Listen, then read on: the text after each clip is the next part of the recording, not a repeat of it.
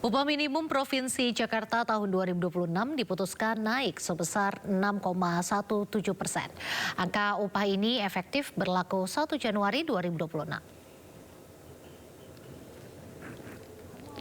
Gubernur Jakarta Pramono Anung dalam konferensi persnya sore tadi menegaskan bahwa UMP telah disepakati sebesar Rp5.079.876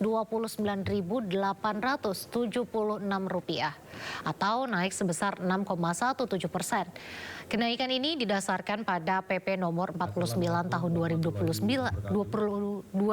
maksud kami dengan perhitungan alfa sebesar 0,75. Itu berarti berada di atas inflasi Jakarta. Gubernur memastikan akan ada sanksi bagi perusahaan yang tidak mematuhi UMP baru ini. Kami akan menyampaikan hal yang berkaitan dengan UMP. Telah disepakati untuk kenaikan upah minimum Provinsi DKI Jakarta atau UMP tahun 2026 sebesar Rp5.079.876. UMP sebelumnya sebesar Rp5.396.761, maka kenaikannya sebesar 6,17% atau Rp333.115. Penetapan ini berdasarkan PP nomor 49 tahun 2025 sebagai acuan untuk melakukan perhitungan. Dalam PP diatur alfanya adalah 0,5 sampai dengan 0,9. Dalam rapat Dewan Pengupahan untuk pembahasan hal yang berkaitan dengan UMP, diputuskan penetapan UMP 2026 ini berdasarkan alfanya 0,75. Pemirsa, tim DVI Polda Sumatera Barat kembali mengidentifikasi 6 jenazah korban banjir dan longsor di Sumatera Barat yang sebelumnya dimakamkan tanpa identitas. Meskipun identitas telah terungkap, mayoritas keluarga sepakat tidak memindahkan makam korban.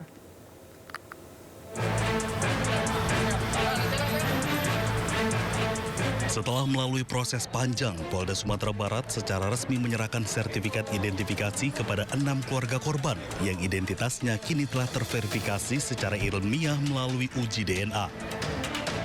Sertifikat diserahkan langsung Wakapolda Sumatera Barat Brigjen Pol Solihin di Aula Rumah Sakit Bayangkara Padang.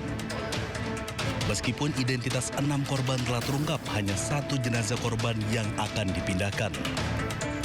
Sementara 5 korban lainnya tetap dikebumikan di lokasi pemakaman saat ini, yakni TPU Bungus dan TPU Agam. Pihak otoritas hanya akan melakukan penggantian identitas pada batu nisan. Saat ini tim DVI masih terus berupaya mengidentifikasi 28 jenazah korban lainnya. Masih 28 lagi belum nunggu hasil. Sedangkan yang kata Bapak tadi 84 ya yang masih belum ditemukan, itu tetap kita akan melakukan pencarian. Pak Kapolda Sumbar Irjen Gatot sudah berkomitmen bahwa sampai pun kapanpun akan dilakukan pencarian. Anggota kami masih ada di lokasi-lokasi yang pencarian, baik anjing pelacak maupun anggota Brimob saat itu di sana. Jadi kita juga melakukan dari rekan-rekan untuk kita bisa mengurangi sedikit duka dari rekan-rekan kita. Setidaknya kita bisa mengurangi. Polda Sumatera Barat juga menegaskan akan terus melakukan pencarian korban hilang dan mengimbau masyarakat yang kehilangan anggota keluarga untuk tetap menjalin komunikasi intensif dengan posko DVI. Dari Padang, Sumatera Barat, Budi Sunandar, iNews melaporkan. Badan Nasional Penanggulangan Bencana mencatat hingga Selasa 23 Desember 2025 total 1.112 orang meninggal dunia akibat bencana banjir dan longsor di wilayah Aceh, Sumatera Utara, dan Sumatera Barat. Juga mencatat 176 orang masih dinyatakan hilang. Jumlah korban meninggal dunia akibat bencana banjir dan longsor di wilayah Aceh, Sumatera Utara, dan Sumatera Barat terus bertambah. Badan Nasional Penanggulangan Bencana mencatat hingga Selasa 23 Desember 2025 total 1.112 orang meninggal dunia. Kepala Pusat Data Informasi dan Komunikasi Kebencanaan BNPB Abdul Muhari mengatakan jumlah tersebut meningkat 6 jiwa dari sebelumnya. BNPB juga mencatat 176 orang masih dinyatakan hilang. Mereka hingga kini masih dalam pencarian tim SAR gabungan. Sedangkan jumlah warga yang mengungsi akibat banjir bandang dan tanah longsor sekitar 498.447 jiwa. BNPB pun memastikan akan menjamin kebutuhan sandang dan pangan ratusan ribu pengungsi tersebut.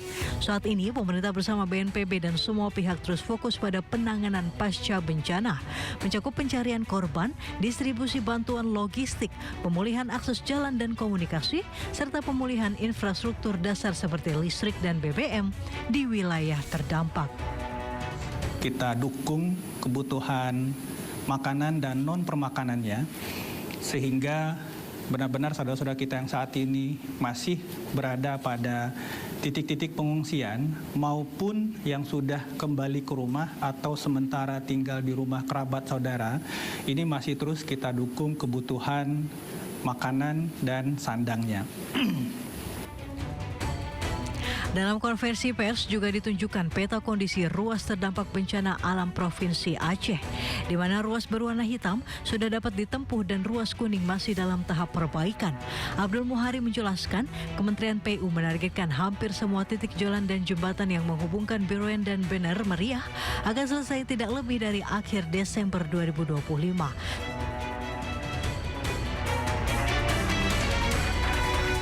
Puluhan emak-emak malah di Cirebon, Jawa Barat malah tertipu voucher hotel hingga senilai miliaran rupiah. Liburan pun berubah menjadi mimpi buruk.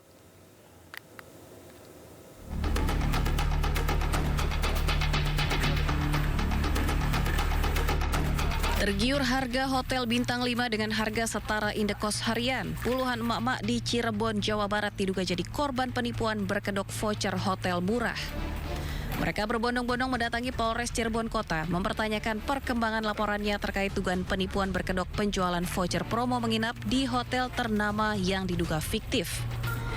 Bersama kuasa hukumnya, mereka mendesak kepolisian untuk menindaklanjuti kasus yang telah merugikan ratusan korban di wilayah Cirebon dan sekitarnya. Bahkan angka kerugian ditaksir mencapai miliaran rupiah sejak laporan dibuat awal Oktober lalu dan terlapor masih belum juga hadir memenuhi panggilan polisi.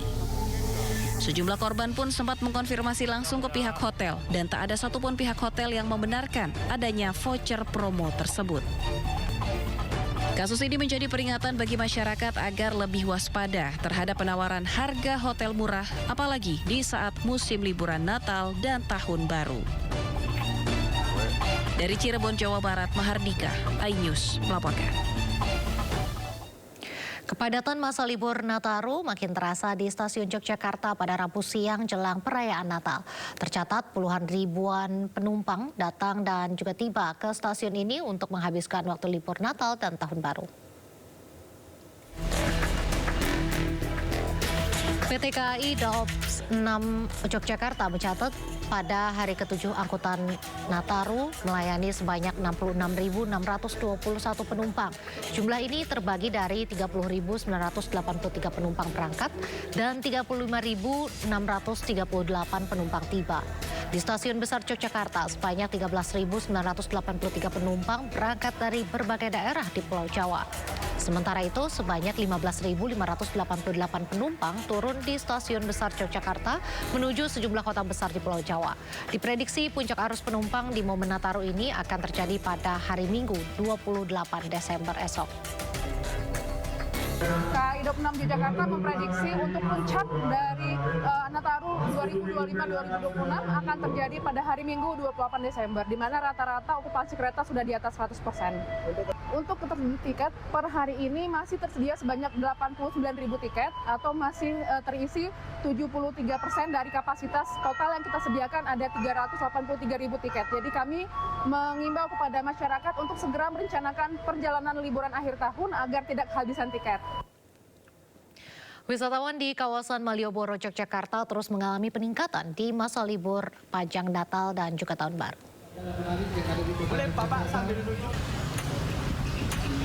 Seperti inilah keramaian wisatawan yang nampak di pedestrian Malioboro. Sejumlah wisatawan terlihat menikmati suasana kota Jogja sambil berjalan, duduk santai maupun berfoto. Sementara itu, ruas jalan Malioboro juga padat didominasi kendaraan pribadi.